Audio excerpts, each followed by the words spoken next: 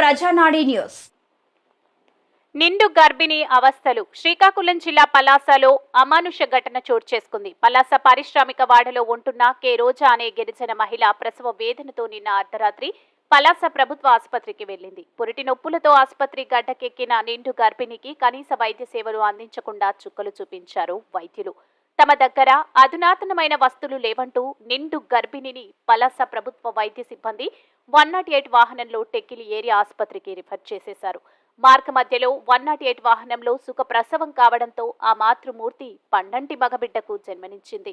సర్కారు దవాఖానలో సుఖ ప్రసవం కాదని తిప్పి పంపేసిన పలాస ప్రభుత్వ ఆసుపత్రి వైద్య సిబ్బంది నిర్లక్ష్యంపై స్థానికులు మండిపడుతున్నారు. A Sushila, incharge superintendent Palasa, అధునాతమైన వస్తువులు లేవని, బేబీ డెలివరీ కాస్త కష్టంగా ఉంటుందని పేషెంట్ రోజాకు తెలియజేశామన్నారు. పేషెంట్ అంగీకారంతోనే టెక్కిలి ఏరియా ఆసుపత్రికి రిఫర్ చేశామని ఇన్ఛార్జ్ సూపరింటెండెంట్ డాక్టర్ సుశీల వెల్లడించారు. గుడ్ మార్నింగ్ అందరికీను. కే రోజా 35 ఇయర్స్ అమ్మాయి, థర్డ్ గ్రావిడ, పారా 2 లైవ్ 2. పొద్దున్న 3:45 AM ఉమ్మనీరు పోయింది, పెయిన్స్ వస్తున్నాయని చెప్పి మా దగ్గరికి వచ్చారు. మేము వచ్చిన వెంటనే ఆవిడకి తనిఖీ చేసినప్పుడు బేబీ మొర్రు వెళ్ళేసింది, చిక్కని మొర్రు వెళ్ళేసింది. సో అండ్ డైల్టేషన్ కూడా 4 to 5 సెంటీమీటర్స్ ఉండడము మేము చెప్పాము ఆవిడకి. బేబీ మొర్రు వెళ్ళేయడం వల్ల బేబీ పుట్టిన వెంటనే ఊపిరి తీసుకోవడం కష్టం అవుతుంది.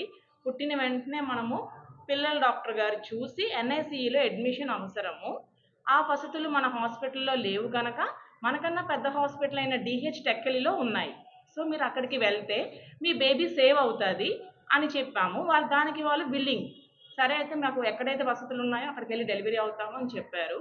కాకపోతే అప్పటికే ద్వారం తెరుచుకుంటుంది కనుక చెప్పాం, అమ్మ మీరు వెళ్ళే మార్గ మధ్యలో అరగంట పడుతుంది, ఈ అరగంటలో కూడా మీరు డెలివరీ అయిపోయే అవకాశం ఉన్నది, మీరు ఆలోచించుకొని డెసిషన్ మాకు ఇవ్వండి అంటే పర్వాలేదు, డెలివరీ అయినా సరే మేము పెద్ద హాస్పిటల్కే వెళ్తాము అని బిల్లింగ్ ఇచ్చారు, ఒప్పుకున్నారు. సో అప్పుడు మేము 108కి ఫోన్ చేసి 108లో పంపించాం DH టెక్కలికి. మన దగ్గర NICU వసతులు లేవు కనుక అక్కడ ఉన్నాయి కనుక పంపించాం.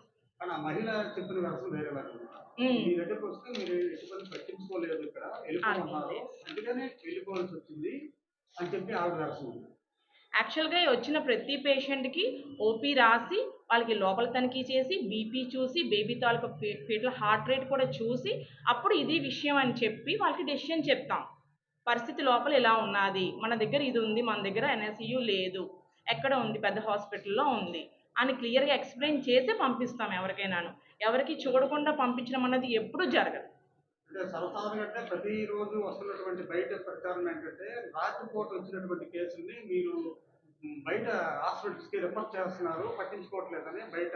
లేదు సార్, నేను జాయిన్ అయిన తర్వాత నైట్ అయిన డెలివరీసే ఎక్కువ. మీకు రిజిస్టర్ చూపించమన్నా చూపిస్తాము. ఇదివరకు పరిస్థితి నాకు తెలియదు కానీ నేను జాయిన్ అయ్యి 2 నెలలు అయింది. ఈ 2 నెలల్లో నెలకి మేము 45 డెలివరీలు చేసాం.